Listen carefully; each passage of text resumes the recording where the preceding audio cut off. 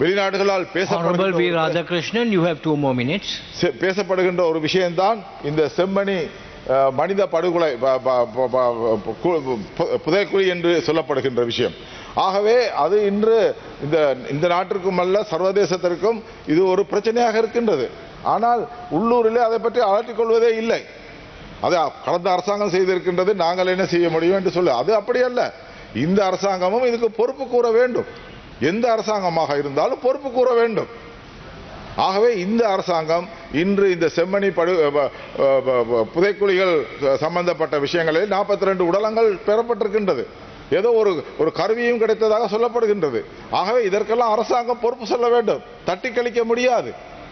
அந்த மக்களை பாதுகாக்க வேண்டிய பொறுப்பு இந்த அரசாங்கத்தில் இருக்கின்றது. யார் அதை செய்தார்கள் என்பதை உறுதி செய்ய வேண்டும்.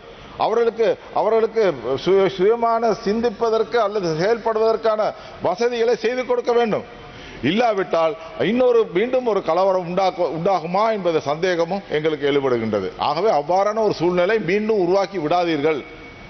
இப்பொழுது என்பிபி அரசாங்கம் சகல மக்களும் எல்லாம் ஒன்னா சேருவோம் என்று சொல்லுகின்றார்கள். ஆகவே அந்த மாதிரி ஒரு சூழ்நிலையிலே அப்படியான ஒரு சந்தர்ப்பத்தை மீண்டும் உருவாக்கி விடாதீர்கள். ஏனென்றால் காணாமல் போனவர்கள் தான் இப்பொழுது எலும்புக்கூடுகளாக மீட்கப்படுகின்றார்கள் என்பது ஒரு சந்தேகமாக இருக்கின்றது. ஆகவே இதை நிவர்த்தி செய்ய வேண்டும் என்பதை கேட்டுக்கொள்வதோடு ஹட்டன் அத்தியாபன அதாவது கல்வி வலயத்திலே ஒரு பிரச்சனை இருக்கின்றது. அதாவது ஹட்டன் கல்வி வலயம் கிட்டத்தட்ட 159 தமிழ் பாடசாலைகளை கொண்ட ஒரு கல்வி வலயமாக இருக்கின்றது.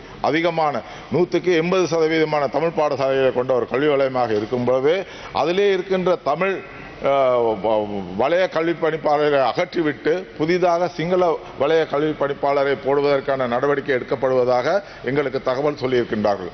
ஆகவே பெரும்பான்மையான மக்கள் வசிக்கின்ற இடத்திலே இவ்வாறான விஷயங்கள் ஈடுபடுவது மீண்டும் இந்த நாட்டிலே இனப்பிரச்சனைக்கு ஒரு வித்திடுகின்ற ஒரு காரணமாக அமையும். எங்களிடையே இனப்பிரச்சனை இல்லை என்று நாங்கள் சொல்லிக் கொள்கின்றோம். ஆனால் அதிலே நடைபெறுகின்ற விஷயங்களுக்கு இந்த அரசாங்கம் அதை பொறுப்பு சொல்ல வேண்டும். அந்த கல்வி காரியாலயம் மத்திய மாகாண பொறுப்பு சொல்ல வேண்டும் என்பதை நான் கேட்டுக்கொண்டு என்னுடைய பேச்சை நிறைவு செய்கின்றேன். நன்றி.